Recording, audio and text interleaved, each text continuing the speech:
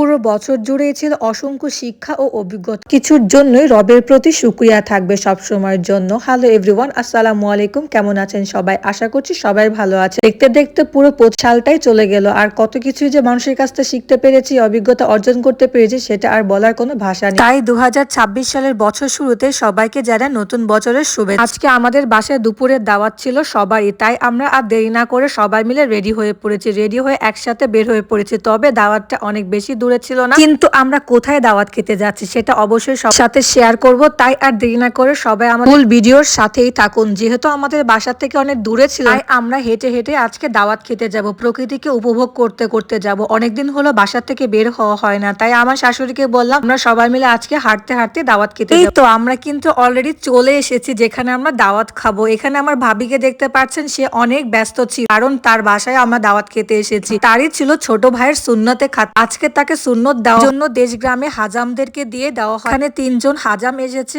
আর যাকে সুন্নত দেওয়া হয় তাকে লুঙ্গি পরিয়ে একদম ফুললি রেডি করে নেওয়া হচ্ছে। তবে সে ছোট বাচ্চা মানুষ, এখনো বুঝতে পারছে না যে কেমন লাগবে তার অনুভূতি। হয়তোবা সবাইকে দেখে তার অনেক ভালো লাগছে, তাকে দেখলে বোঝাই যাচ্ছে না যে তাকে আজকে সুন্নত দেওয়া হয়। আর অন্যদিকে রান্না বসিয়ে দেওয়া হয়েছে। এদিকে রেওয়াজটা আমার কাছে খুবই ভালো লেগেছে, আর দেশ গ্রামের এরকম সুন্নত আমি আজকে প্রথমবারের মতো দেখি। আর প্রথম কিছু দেখলে সবকিছু অবাক লাগে, এটাই স্বাভাবিক তাই না? এখন বাচ্চাটাকে সুন্দরভাবে হাজামদের পাশে বসিয়ে দেওয়া হয়। হাজাম গুলো পাশে বসে গান গাচ্ছে আর ওকে মন ভুলানোর চেষ্টা করছে, আর আমি এখানে অনেক মজা পাচ্ছি যে আসলে জিনিসগুলো সত্যি অন্যরকম। তবে ওকে বোঝানো হচ্ছে। আর এখানে হাজামরা আস্তে আস্তে করে তাকে সুন্নাত দিয়ে দিল। সুন্নাত দেওয়ার সময় বাচ্চাটা অনেক অনেক কষ্ট পেয়েছে, অনেক অনেক ব্যথা পেয়েছিল, অনেক অনেক কান্নাও করেছে। বাচ্চাটার কান্নাটা দেখে আমি আনফরচুনেটলি আমিও কান্না করে দিয়েছিলাম, তবে কাউকে বুঝতে দেই। যাই হোক, সবাই মিলে এখানে আনন্দ উল্লাস করছিল, তবে আমার মনে মনে অনেকটাই খারাপ লাগছিল। আর এই পর্যায়ে আমাদের খিচুড়ি রান্নাটাও শেষ পর্যায়ে চলে এসেছে। তবে খিচুড়িটা সাধারণ কোনো খিচুড়ি ছিল না, এটা গরুর মাংস দিয়ে ভুনা খিচুড়ি করা ছিল, সাথে পায়েসও ছিল। আমার কাছে খুবই ভালো লেগেছে। এখন বাবুর্চি প্যান থেকে খাবার তুলে দিচ্ছে সবাইকে, আর এখানে অনেক মেহমানদের দাওয়াত ছিল, আর সবাই মিলে এখন খাবারটা খেয়ে দিবে, কারণ দুপুর গড়িয়ে বিকাল হয়ে গিয়েছে। আজকের ওয়েদারটা আলহামদুলিল্লাহ অনেক ভালো ছিল। বড় ভাই আমাদেরকে এখন খাবার তুলে দিচ্ছে। এখন যেহেতু শুধুমাত্র সুন্নত দেওয়া হয়েছে, অতিথিরা ছিল সামান্য, তাই যে যার মতো পারছে খাবারগুলো তুলে নিচ্ছে। এই পর্যায়ে আমাদের খাবার একেবারে রেডি হয়ে গিয়েছে। আমি সম্পূর্ণ খাবারটা সামনে দিয়ে দিচ্ছি। এখানে